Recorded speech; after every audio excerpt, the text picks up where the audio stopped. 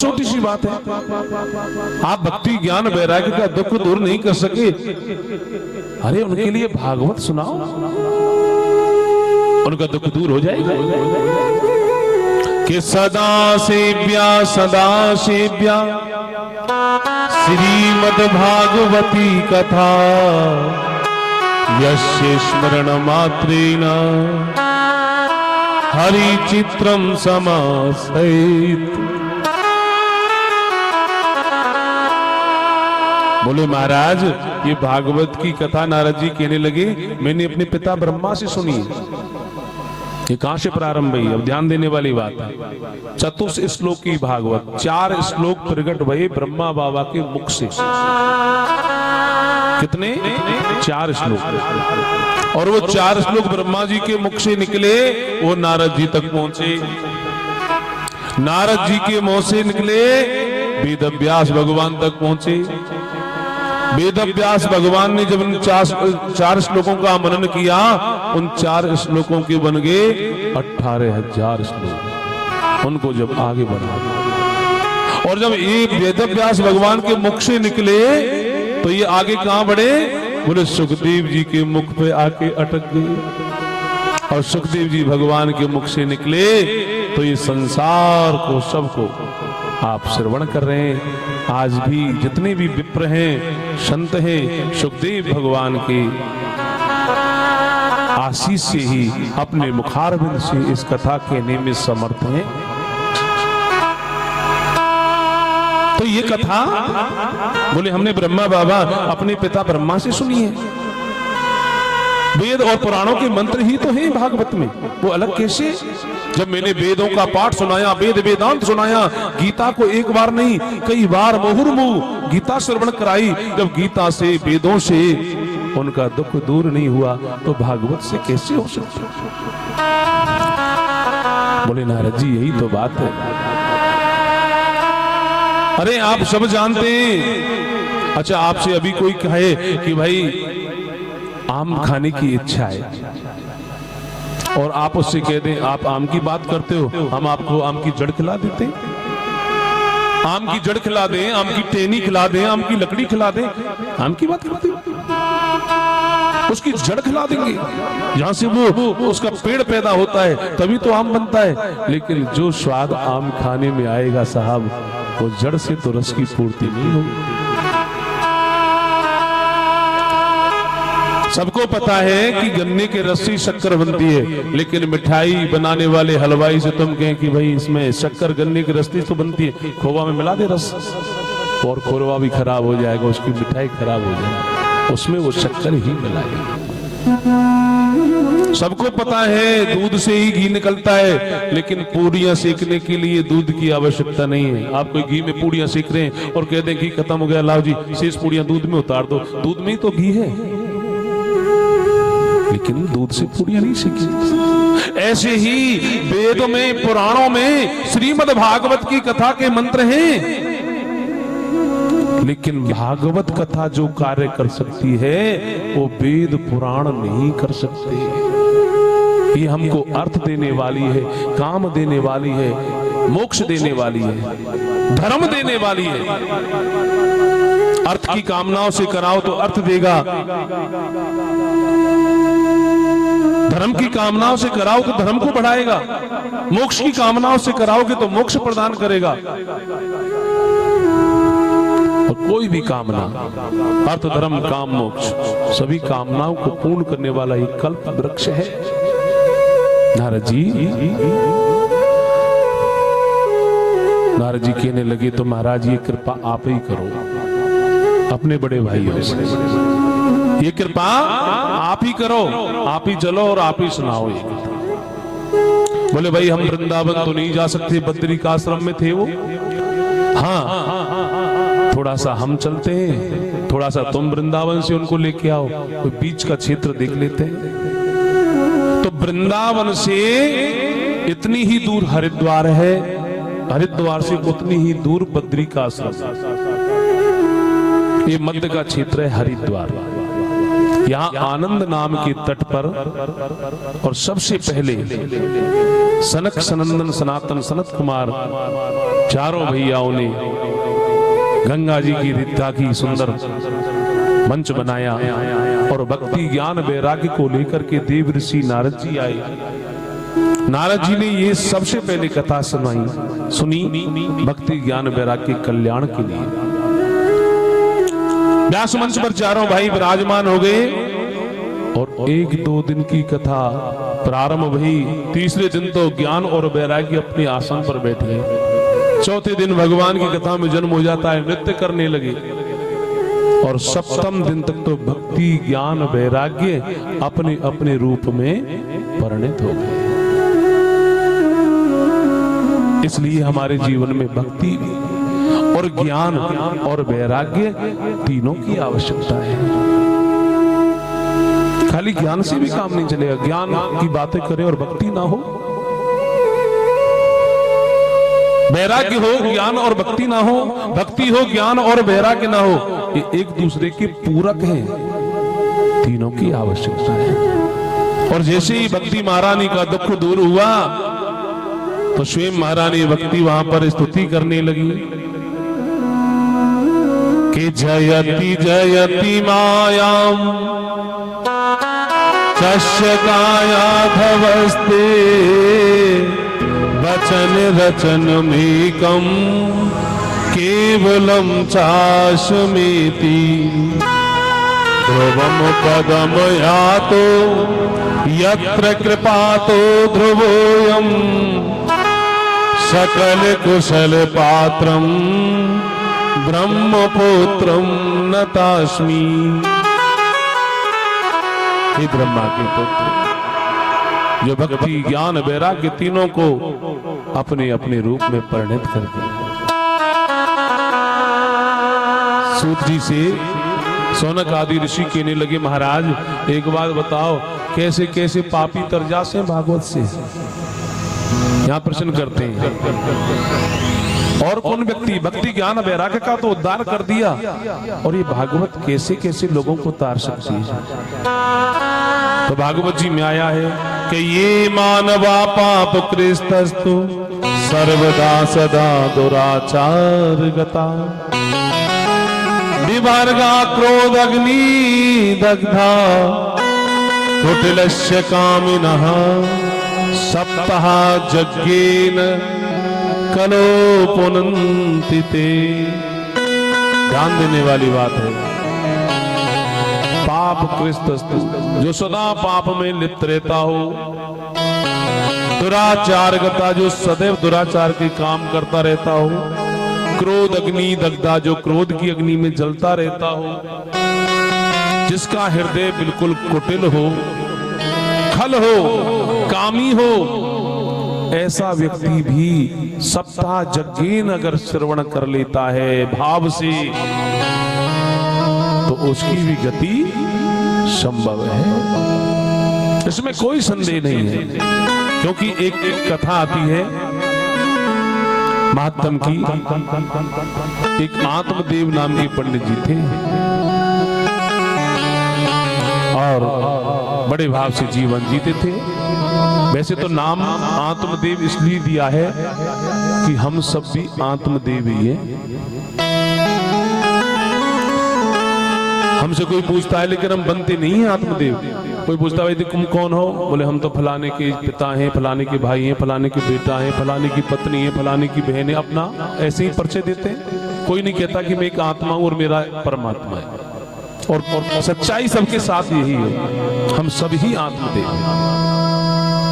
लेकिन आत्मदेव पंडित जी जब वहां रहते थे, उनकी आत्म भाव में जीवन जीते थे, बिल्कुल भगवान की शरणागति रहते थे, आनंद में रहते थे। पत्नी थी कर्कश स्वभाव की, कुटिल हृदय, ब्राह्मण के प्रतिकूल कार्य करने वाली। पंडित जी कहेंगे पूरब की सूरज तो उदय हो रहा है, बोले ना पश्चिम को हेरो, तुम नहीं जानते। लेकिन पंडित जी जानते थे, बोले कोई बात नहीं, इसका स्वभाव ऐसा है। वो आत्मभाव में जीवन जीते थे। लेकिन धीरे धीरे, क्योंकि वो दुर्बुद्धि है, उनका नाम है धुंधली, और धुंधली शब्द का मतलब है दुर्बुद्धि। लेकिन जब आत्मदेव भी दुर्बुद्धि के साथ में रहेगा तो धीरे धीरे धीरे धीरे प्रभाव आएगा। एक दिन ऐसा प्रभाव आया, वो प्रतिदिन कहने लगी, पता है लोग, गांव के लोग क्या कहते हैं? बोले क्या कहते हैं? बोले इस ब्राह्मण के हाथ से पूजा कराना भी नहीं चाहिए, ये निर्वंशी है, इसका वंश भी नहीं चला है, इसकी संतान भी नहीं है, इसके घर में एक गौ बंधी है, उसने आज तक किसी बछड़िया बछड़े को जन्म नहीं दिया। लोग कैसी कैसी बातें करते हैं।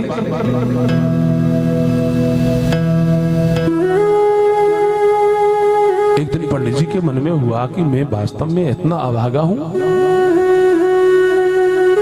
संतान से, पुत्र होने से हम पितृ ऋण से मुक्त हो जाते हैं। 3 प्रकार के ऋण होते हैं, देव ऋण, ऋषि ऋण और पितृ ऋण।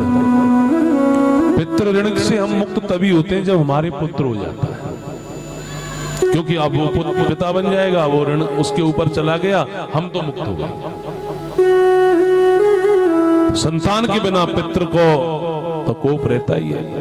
जिस घर में संतान नहीं, समझो उनके पितृ उनसे रुष्ट है, पितृ दोष जरूर लगा हुआ है।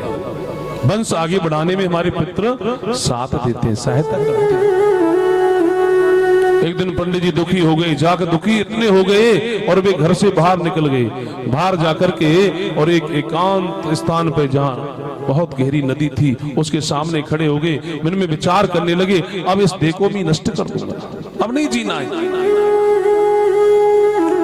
एक महात्मा वहां आए, पंडित जी को देखा, महाराज कैसे खड़े हो? ब्राह्मण देव। बोले बाबा आप तो त्रिकालदर्शी महात्मा लगते हो, एक बार देखो तो सही, इसके मस्तक में कोई संतान का योग है? मैं बड़ा अभागा हूं। जैसी महात्मा ने देखा, आंखें बंद करके बोले भाई इस जन्म में तो क्या, आने वाले 7 जन्मों में भी तुम्हारे भाग्य में संतान का योग नहीं। पंडित जी बोले एक जन्म को तो आपके सामने ही नष्ट किए देता हूं, अभी आत्मदाह करता हूं। खड़े हो गए और जैसी नदी में कूदने को तैयार हुए, संत ने रोक लिया। बोले रुको, ठहरो। भगवान से प्रार्थना करने लगे, अगर मैंने जीवन में कोई पुण्य कर्म किया है तो प्रभु उसका अगर कोई पुण्य हो तो आज से मैं इस ब्राह्मण को ये पुण्य देना चाहता हूं।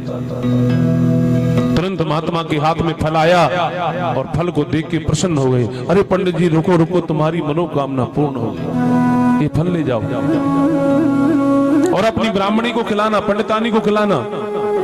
तुम्हारे घर में ऐसा सुशील, त्रिलोकी में जिसका यश होगा ऐसा पुत्र होगा, जाओ मेरा आशीष। महात्मा जी का आशीष लेकर के आत्मदेव ब्राह्मण बड़े प्रसन्नता के साथ में घर गए।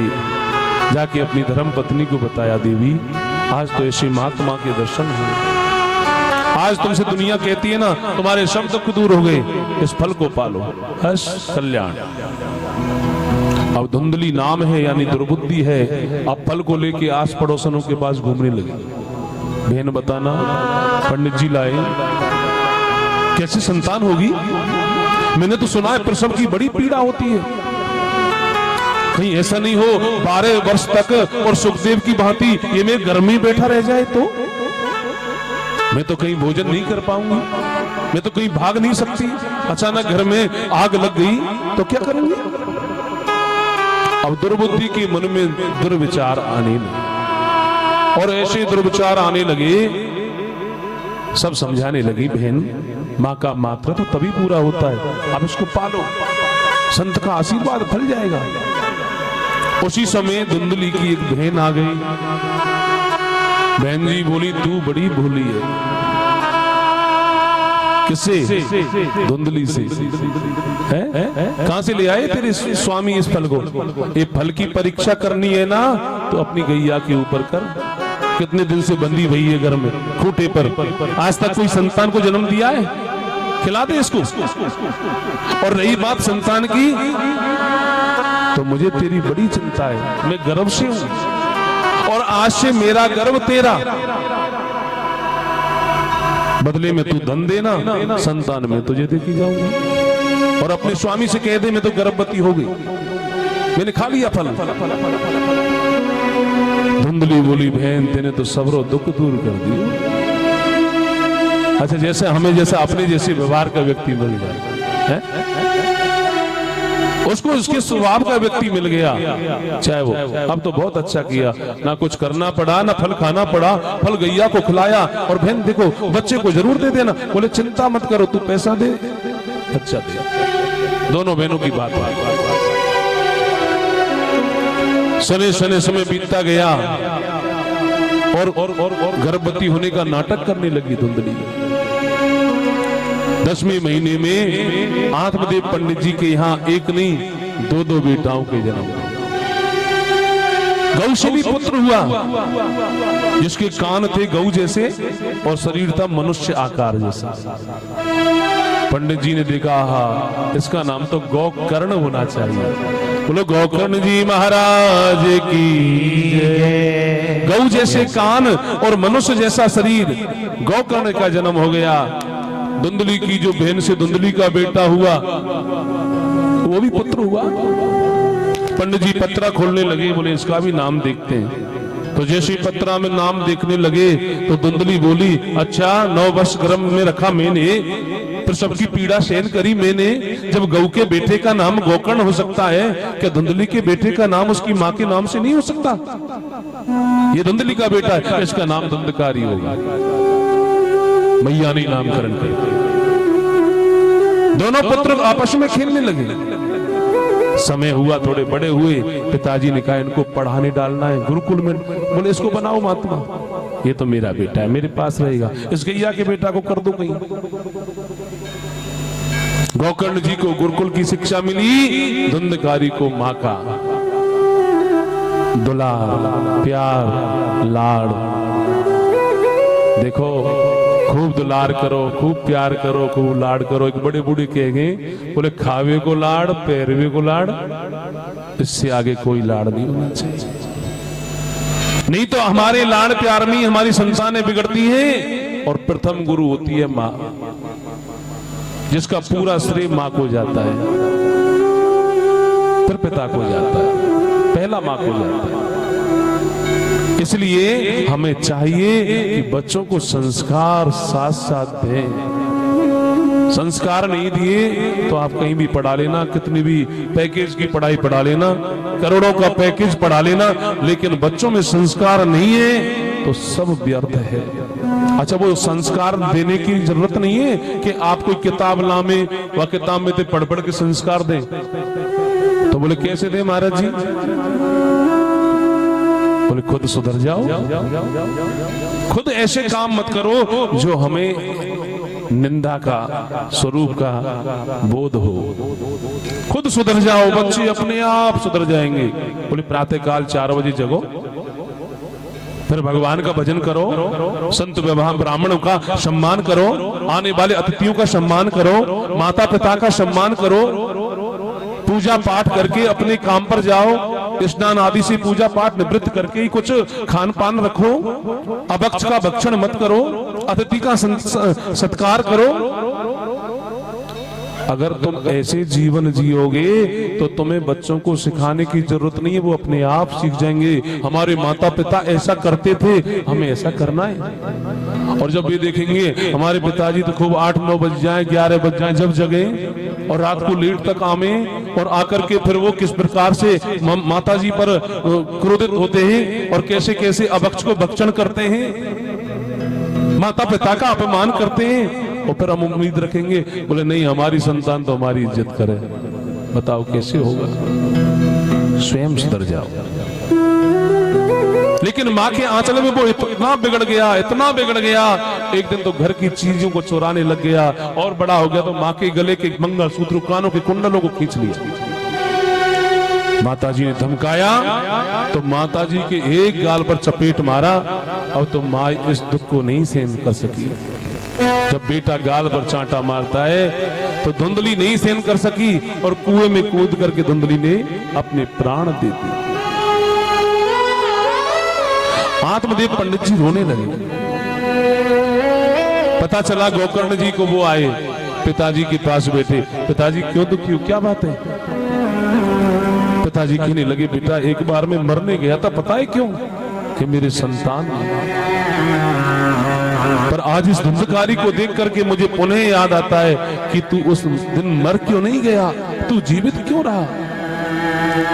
सुख संतान में नहीं है, क्यों जिया है तू?